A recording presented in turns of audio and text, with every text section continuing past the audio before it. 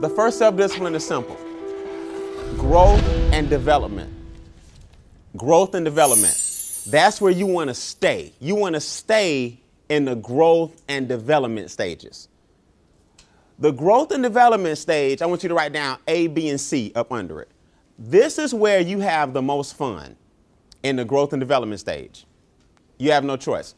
B, this is where problems are solved with ease in the growth and development stage. Because everybody's into what each other's doing. Everybody's having fun. People who have fun always perform at a higher level because you love what you do for a living. The camaraderie, the energy is there. Nothing from the outside can stop it. It's just like a sports team. Anybody into sports, right? It's just like a team going on a rally. The other coach has to call timeout, not because they have a game plan. We just got to break up all this good fun y'all having right now.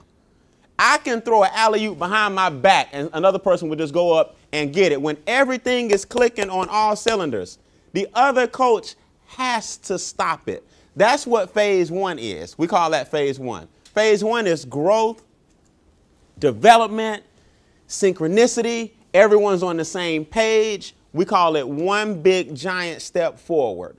Problems are handled with ease in this phase right here. Because you're having so much fun and so many things are going positive, nothing negative is even allowed to mess up this synergy. Does that make sense to you guys? That's where you want to stay.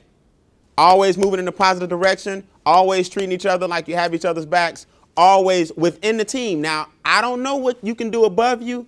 I don't know what you can do below you, but I know what you can do with each other. That's important. And C, in the growth and development stage, this is where you want to stay. This is where you want to stay. Always evolve, always grow, always develop, always have fun. People don't quit things they enjoy doing. People don't quit things they enjoy doing. Here's the problem, and it's inevitable. Phase two, it's called management mode. Management mode. See, you can stop growing and developing to a point where you start managing each other. Now, no one's having fun anymore because management mode is where the politics set in. Now we're looking around and we're trying to govern each other to make sure everybody else is doing what they're supposed to do instead of you doing what you're supposed to do. And now you got a bunch of managers within the team and nobody's growing and developing. Phase two is a deadly pitfall for every organization. It's called management mode. And different small things take a group from growth and development to management. Different small things. It's really nothing huge. Small little things come together and take you out of phase one into phase two. And then here comes the dreaded phase three. Phase three is defense mode. Defense mode is when one of your peers tells you that you're in management mode and you get defensive. You get an attitude. Now no one can tell you anything now. Now, instead of the fun we were having in phase one, when things were booming, attitudes were positive, synergy was kicking, alley-oops were being thrown, I'm going up dunking. Now, the same two people that ran together in phase one got in management mode in phase two. And when we try to correct it, now everybody's got an attitude about who are you to tell me what to do. Now you got defense happening in the organization. Now, when everybody gets into defense mode, now phase four kicks in. You know, but what we can do is make you stronger. And then now when you recognize it, you go, you know what? This is the exact person I've been trained to handle, and I'll handle it my way accordingly. You know, life isn't always fair, and I'm not the person, again, that tries to create that golden picture. But just make life worth it. It's not fair, but it's worth it. So with that being said, we covered some of this already. These are either roadblocks to success or they can be stepping stones. You have to determine which one it is for you. You know, I always talk bad about emotions, but they're good emotions too. I talk about controlling your emotions, but it's good to be excited. It's good to celebrate and be celebratory. It's good to be passionate. So my mentor taught me a long time ago, Brian, don't kill people's emotions just because you're emotionless. No. Don't make it sound like emotions are always a bad thing. You got good emotions and you got what? You got bad emotions. We talked about that earlier. That's why I wanted you guys to come up here and celebrate.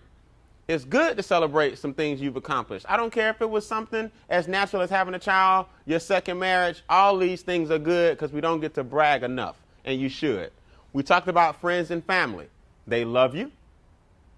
They think they mean well, but a lot of times they are the detriment to your success, not on purpose, but because they don't have the personal growth and self-development that you have.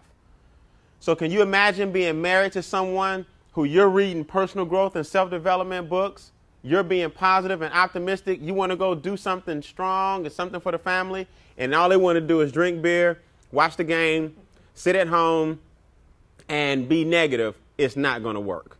It's just not going to work. Now, you have to ask yourself a question. You may love this person for some other qualities, but as it relates to what you're trying to do, they just don't fit. Okay, so we can't have an all or nothing attitude. We have to understand that people are different based on their experiences. The law of diminishing intent. This is brand new. The law of diminishing intent means the longer it takes you to do the things that you say you're going to do, your will to do it starts to diminish. It really does. So if you're going to lose weight, start losing. If you're going to improve your relationships, start improving. If you're going to start doing more for the community, start doing it. If you're going to start going to church more, it's time to go. See, in other words, some change takes time, like stop smoking and all these different things takes time. Some change you can start tomorrow, though. And in those baby steps to start making those changes tomorrow, you'll find that the law of diminishing intent won't catch up with you. Write this down. Procrastination is the graveyard for success. Amen. Procrastination is the graveyard for success. You have to learn that these laws can work for you or they can work against you. And the law of diminishing intent is one of them. That bad boy works on all of us. Okay? The longer it takes you to do the things that you say you're going to do, your will to do it starts to diminish.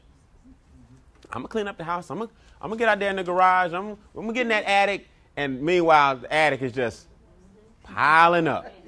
And then after a while, it gets so, it becomes such a monstrosity. It's hard to even imagine tackling that stuff up in that attic. Well, it's because the law of diminishing intent caught up with you. So while you said you were going to clean it up, you were steady putting stuff in. Now, when you go up and look at it, you're like, you know what? Next year. And your will to do it just dropped another notch. You will never get around to it. I'm going to spring clean. I'm going to spring clean. Yeah. How long you been saying it? In other words, guys, and I'm going to get into this in a second. When you think of something, do it. You'll be shocked. That's the number one thing to build your self-confidence. When you think of something, do it. You may not be able to walk 3 miles today, but you can walk 4 laps around the track. It's usually 1 mile. You can walk 1, but it starts with 1 lap. So when you think of something, just do it. Start doing it. You will be shocked. Write this down. Taking action now brings satisfaction now. Taking action now brings satisfaction now. Nothing worse than having a plate full of, just a plate full. And everybody says, my plate is full. My plate is full. Even here at work, my plate is full. I got so much I got to do. Look, you eat the elephant one bite at a time. Start scraping some of that stuff off the plate. So when you leave home, you can go check, check, check. These are some of the things I got accomplished today.